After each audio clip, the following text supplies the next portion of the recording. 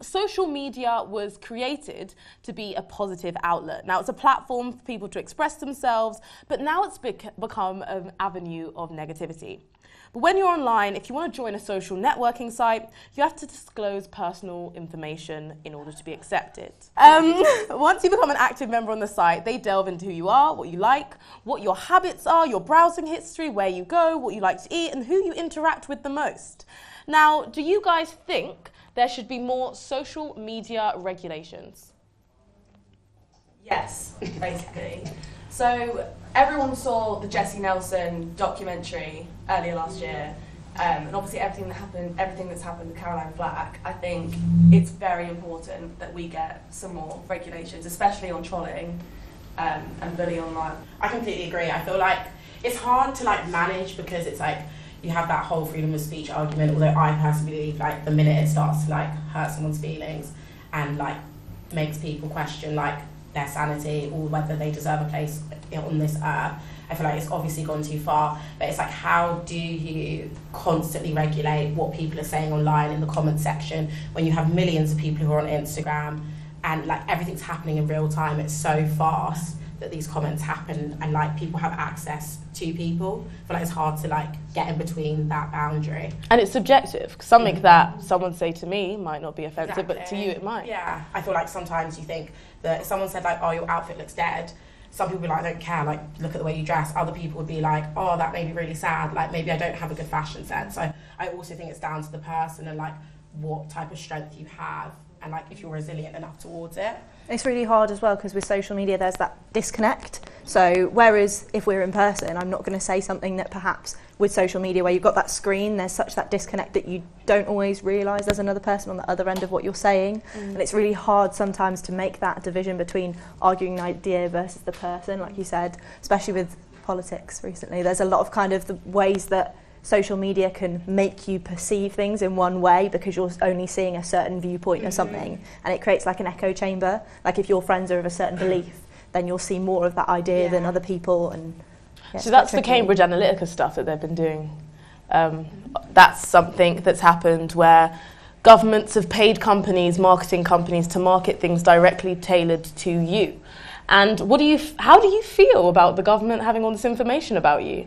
Well, I don't know. I don't like the thought of anyone knowing anything about me. I mean, I've got lots of friends and people in my life who literally don't use social media at all. And I always think to myself, the government, whoever's watching me online, these people actually know a lot about my life. Do you know what I mean? People could probably figure out your address. I mean, I'm talking Joe from You. And yeah. Literally figure out everything about you. I think about that all the time. The next thing we're going to talk about was finding love on the net. So, online dating is a Gen Z phenomenon. Now, has anyone here ever downloaded Tinder, TikTok? Not TikTok. Bumble or Hinge? Anyone? No one in the room. Oh, come on, yeah, come on. No shade, no shade. Now, according to an Axios poll, 65% of people who've never used a dating app have a negative view of it. And 59% of online daters lie to each other, faking a range of attributes such as their names, marital status, location, and appearance. Now, the search for love has found its way to the App Store, but is it dangerous? Yes. Well, I would say yes, only because I've personally never dated anyone online, mainly because you don't know who that person is. If you've never met that person before, how do I know you're not going to turn up with an axe and do you know what I mean? I wouldn't trust it. I wouldn't. I don't know. I mean, I've had friends who've gone, and I'm not saying this that person's I know someone who, and it's actually them, it's actually not them. Just to clarify. But I've had friends who've gone on dates, who regularly date through Tinder, and I think one thing that is different is the fact that it is in Nottingham, so a lot of the time it is people who are also students, either at Trent or Nottingham, so I do think that is a bit different. But like for some people, I feel like they want love, and I think for a lot of people it's an ego boost, which is like not a bad thing. Like, you know, bit of attention, bit of love, people swiping right on you, get a bit happy. Like, and I know it sounds so superficial, but I do think we work like that. Like, it's the same way as you post an Instagram photo and someone DMs you, or like people DM you, or people like it, or like people share it, like that sort of thing. I think it is. I don't necessarily think it's dangerous. I do think those stories are true. I think it happens. But I don't think it happens as often as we think. And I feel like we live in a world where the negative is always like put first anyway. So.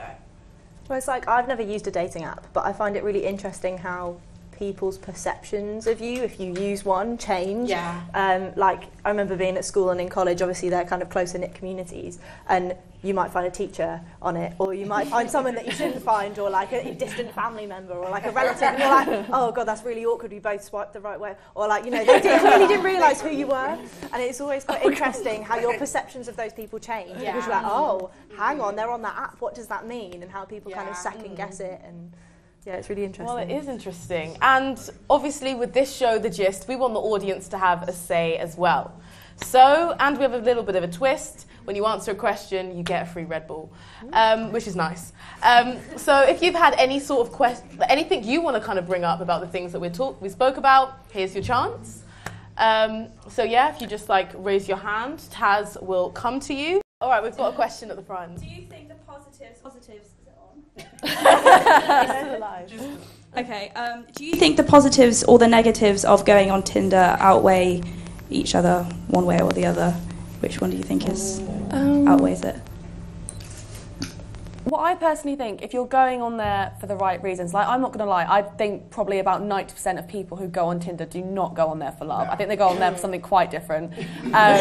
But, you know, as long as you're not on there to, you know, if you're on there to have a bit of fun, then fair enough, like you do you. I think as long as you're not on there to do anything dodge, then it's fine. I just think the negatives outweigh the positives, personally. I don't know, I just don't think... I think good can come from it, but I think the amount of good that does and the amount of, like, not even, like, necessarily evil, but just, like, nothing profitable, nothing, like, worth your time. I guess, like, at the end of the day, if it's a time waster for you, is it necessarily, like, a positive thing then? Like, I think sometimes you also then just, like, bring people into your life who were never supposed to be there in the first place. Like, you're just changing the way things should roll, but that's just me. It's difficult though, because it's always about like the fear of the unknown. Like it's that kind of, a lot of it are things that play into our anxieties. Like you see a bad case of something gone wrong on Tinder, and suddenly we all think that that's like the normal, like you said. Like it might not happen as much as we think it is, and it's also that fear of, but what if something goes wrong? But also, what if it goes right? It's, you know, human nature. It's a bit of a gamble. It's a bit of a gamble. I think someone else had a question. Yeah. Exactly.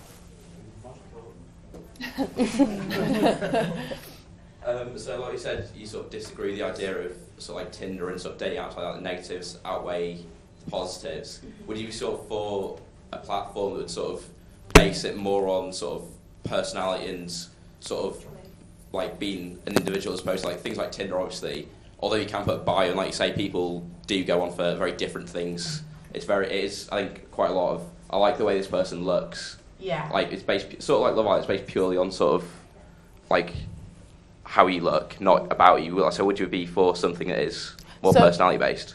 So what you're saying is having a personality based dating app instead of a sort of appearance based dating app. Instead of just being like pure image, be more getting to know the person before you go and do something very different. So just to clarify, is this like a Love is Blind situation where we're going into pods and we don't see this person and we have to marry them? Is it like... I wouldn't go as far as say like you swipe right and then next step it's like wedding bells. Get married.